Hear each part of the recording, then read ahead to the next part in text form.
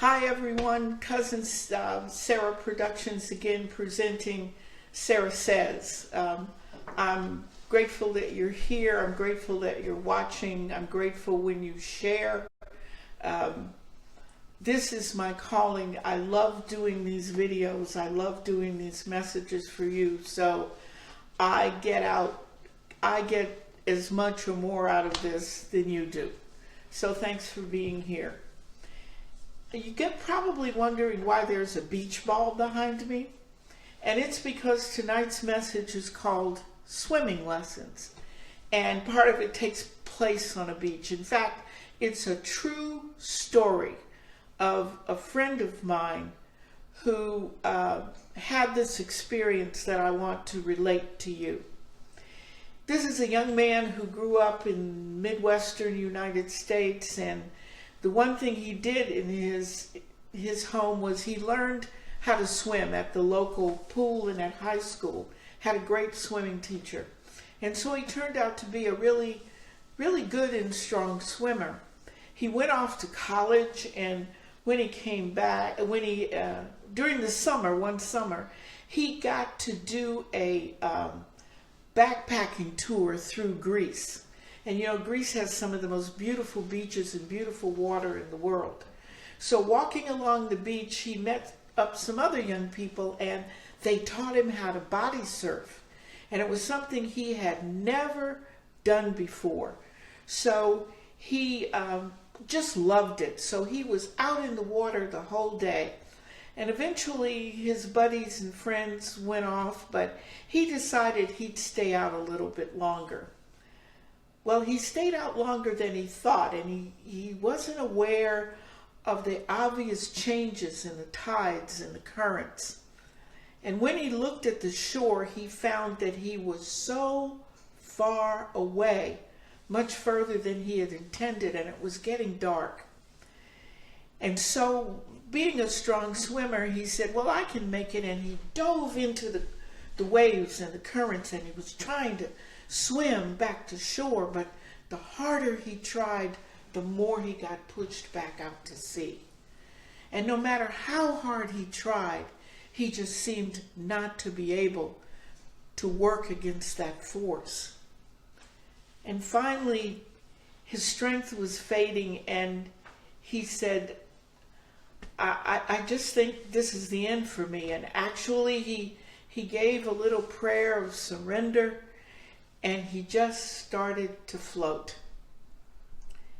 And he heard a voice, but it wasn't the voice you think it was.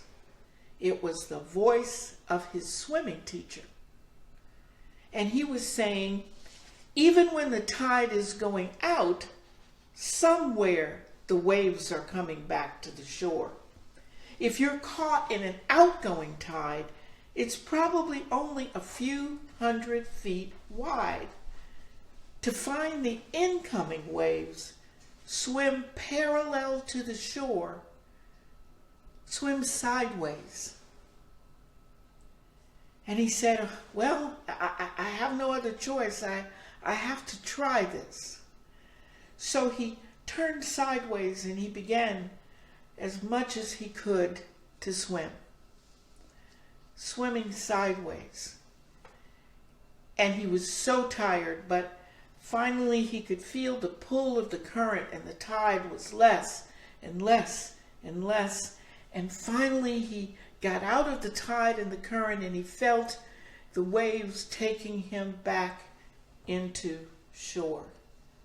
And he got back to the beach safe and sound. What tide or current is moving in your life right now?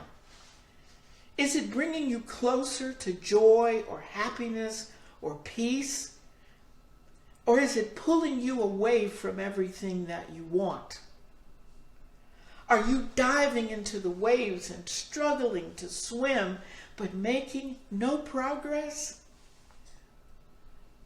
Maybe what you need to do is first surrender and say, I can't do this. I can't swim against this tide anymore. And begin to float and listen. Listen for a voice. It might come in the voice of a friend or a colleague or a family member or internally, but you will hear if you ask, tell me what to do. Listen, trust what you hear, and begin to move out of that tide and current that's taking you away from where you truly want to be. You know, I never learned to swim when I was a kid, and last summer my granddaughter decided that she was going to teach Grandma how to swim. Brave girl. So we're in Florida, we're at a hotel, we're in a pool, and she says, okay, Grandma, the first thing you have to learn how to do is float. And I said, Alexis, I don't do well with floating. I can do it for 2 or 3 seconds, but then I'm reaching for stuff and I think I'm going to drown. She says, no, you can do it. Come on, lie back. And so I was back and lying back, and that lasted for maybe 3.5 seconds. And the panic set in. And I'm flailing around and I'm poking my feet and I'm scaring small children who were in the pool. And finally I said, okay, you have to stop doing this. You have to stop struggling. Calm down, calm down. And I heard a voice.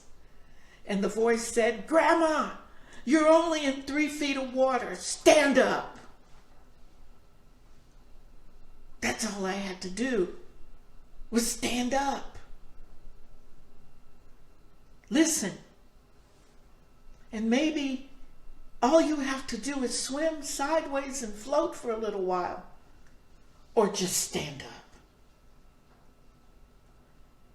Proverbs chapter 3, verses 5 through 6 say, trust in the Lord with all your heart. Do not depend on your own understanding.